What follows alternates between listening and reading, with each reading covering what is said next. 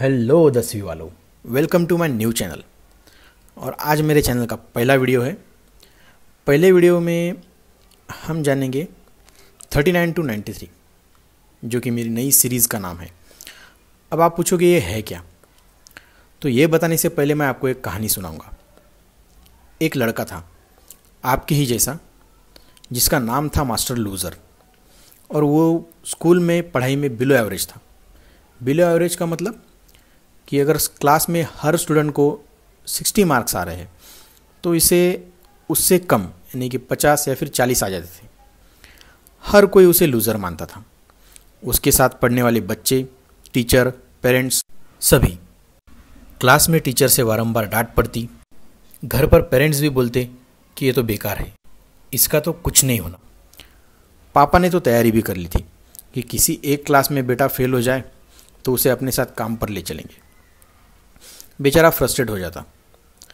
पढ़ाई, school, maths और teacher से डर लगने लगा था, डिप्रेशन आने लगा था। लेकिन बंदा कभी फेल नहीं हुआ। क्यों? क्योंकि दिल से तो वो चाहता था पढ़ाई करूं, लेकिन टीचर जो समझाते, टीचर जो पढ़ाते, वो कुछ समझता ही नहीं। जैसे तैसे पास होते रहे, साल निकलते गए, पढ़ाई चलती रही, और फिर आ गया 10वीं का साल, बोर्ड के एग्ज़ाम्स। अब तो सभी को यकीन था कि इस साल ये बंदे ने फेल ही होना है, और अब तो इसे भी लगने लगा था कि मैं फेल हो जाऊंगा। अभी हम हमारी स्टोरी को थोड़ा सा रोकते हैं, और अभी मैं आप सबसे एक सवाल पूछूंगा।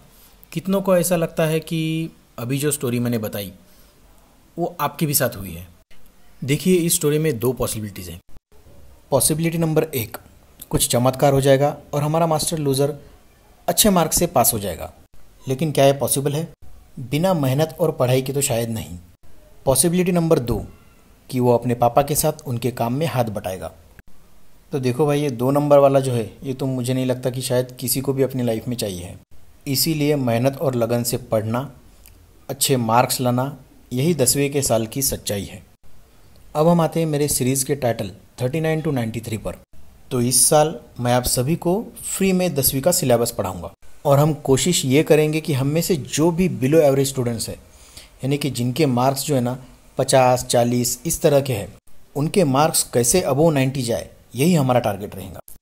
तो आप बोलोगे कि सर आप कुछ भी कह रहे हो, जिसको 40 या 50% आए हैं वो 90 अबव कैसे जा पाएगा? तो मैं कहूँगा कि ये पॉसिबल है। तो अब हम जानते हैं कैसे। तो ऐसा है कि हर एक स्टूडेंट का दिमाग जो है ना, वो अलग अलग लेवल का होता है। कोई बहुत जल्दी समझ जाता है, किसी को समझने में बहुत ज़्यादा टाइम लगता है। और हमारी क्लास में जो टीचर्स पढ़ाते हैं, उनका पढ़ाने का एक फ़्लो होता है। बहुत सारे स्टूडेंट्स ऐसे होते हैं क्लास में जो तो उससे समझ पाते, लेकिन काफ़ी ऐसे भी होते हैं कि जो उसे समझ ही नहीं पाते। इसका मतलब ये नहीं है कि उन्हें कुछ नहीं आता। इसका मतलब सिर्फ ये है कि वो टीचर के पढ़ाने के फ़्लो के साथ चल नहीं पाते। और पढ़ाई में ऐसा रहता है कि एक बार एक कंसेप्ट आपसे छूट गया तो बाकी आगे जो भी टीचर पढ़ाएंगे वो आप नहीं समझ पाते। तो मेरे वीडियोस में मैं हर कंसेप्ट को एकदम आसान भाषा में समझाऊंगा, ऐसे कि जो हर एक स्टूडेंट को समझ में आए। दूसरी बात है कि बेसिक कंसेप्ट्स। बहुत सारे स्टूडेंट्स के जो पुराने क्लास के जो कंसेप्ट्स है वो क्लियर नहीं होते। इससे क्या होता है कि अगर आज आप कुछ पढ़ रहे हैं लेकिन वो किसी पुराने कंसेप्ट से लिंक्ड है तो वो आपको समझ में नहीं आएगा, क्योंकि पुरानी जो चीज़ है वो आपको पता नहीं है। तीसरी बात है टीचर की पढ़ाने की लैंग्वेज। अगर टीचर जिस लैंग्वेज में पढ़ा रहे, टीचर काफ़ी डिफ़िकल्ट टर्म्स यूज़ कर रहे हैं, तो मुझे नहीं लगता कि बहुत सारे स्टूडेंट्स को वो समझ में आएगा। क्लास में हार्डली 2-3 स्टूडेंट्स ऐसे रहेंगे जिन्हें वो चीज़ समझ में आएगी, बाकी तो सिर्फ मुंडी हिलाते रहेंगे। और सबसे इम्पॉर्टेंट चीज़ वो है आपका खुद का कॉन्फिडेंस और डेयरिंग। देखिए, अक्सर कोई चीज़ पढ़ाने के बाद टीचर सबसे लास्ट में ये पूछते ही है कि क्या सबको समझ में आया। पूरा क्लास मुंडी हिला देता है और हम भी उनके साथ में ना समझ के भी मुंडी हिलाते हैं। दोस्तों, ये सबसे गलत चीज़ है, क्योंकि अगर आपको वो चीज़ नहीं समझ रही है और फिर भी आप हाँ में मुंडी हिला रहे हो, इसका मतलब ये है कि आप डर रहे हो। और डर का मतलब यह है कि आप शायद उस कंसेप्ट को आगे कभी ना समझ पाओ। आप ये सोचते हो कि बाकी लोग क्या कहेंगे, टीचर्स क्या कहेंगे, या फिर टीचर आपको डांट देंगे। लेकिन अगर आपको वो चीज़ समझ में नहीं आ रही है तो आप पूछो। एक बार नहीं समझ में आ रही है दूसरी बार पूछो, दूसरी बार नहीं समझ में आए तीसरी बार पूछो, लेकिन तब तक पूछते रहो जब तक आपको समझ में नहीं आ रहा। क्योंकि टीचर पढ़ाई इसीलिए रहे कि वो आपको समझ आए। लेकिन यार सच्चाई ये है कि बहुत सारे स्टूडेंट्स ये पूछ ही नहीं पाते। तो अब हम क्या अलग करेंगे? हम पहले तो हमारे कंसेप्ट्स पक्के करेंगे, कंसेप्ट्स को समझेंगे, कम से कम रटना, ज़्यादा से ज़्यादा समझना। हमारी पढ़ाई आसान भाषा में होगी और एग्जाम्पल्स के साथ होगी। एक बारी में अगर कोई चीज़ नहीं समझती है तो उसे और आसान करके समझेंगे। समझने के बाद टाइम टू टाइम उसकी रिवीजन करेंगे। रिवीजन के बाद बहुत सारे एग्जाम्स भी देंगे। और सबसे इम्पोर्टेंट, पढ़ाई के साथ में एंटरटेनमेंट भी होगा। दोस्तों मेनली मैं आपको 3 सब्जेक्ट पढ़ाऊंगा, साइंस, सोशल साइंस और मैथ्स। अब आप कहोगे कि सर हमें इंग्लिश भी समझ में नहीं आता। तो भाई इस पर मैं ये कहूँगा कि इंग्लिश या फिर कोई भी लैंग्वेज जो है वो खुद से सीखने और समझने की चीज़ है। कोई चाहे आपको कितना भी पढ़ा ले, वो आपको कोई भी लैंग्वेज तब तक नहीं पढ़ा सकता जब तक आपके आसपास का एनवायरनमेंट जो है वो उस लैंग्वेज का नहीं है, या फिर आप खुद उस लैंग्वेज को सीखने में इंटरेस्टेड हो। चलिए एक एग्जांपल देके समझाता हूँ। हिंदी या फिर आपकी जो भी लोकल लैंग्वेज है, क्या वो आप किसी से सीखे हो या फिर आप खुद सीखे हो? हर एक का जवाब यही होगा कि आप खुद से सीखे हो।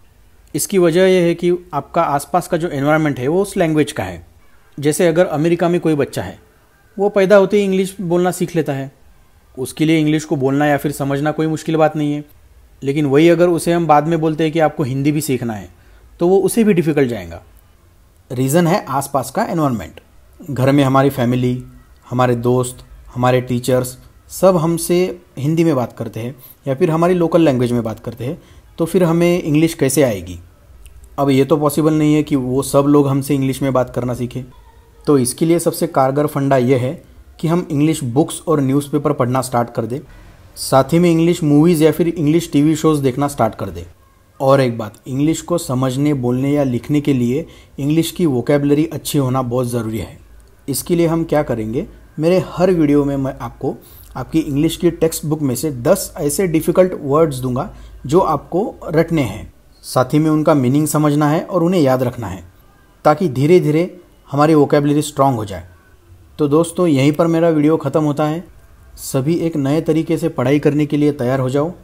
मिलते हैं मेरे अगले वीडियो में, तब तक के लिए पढ़ते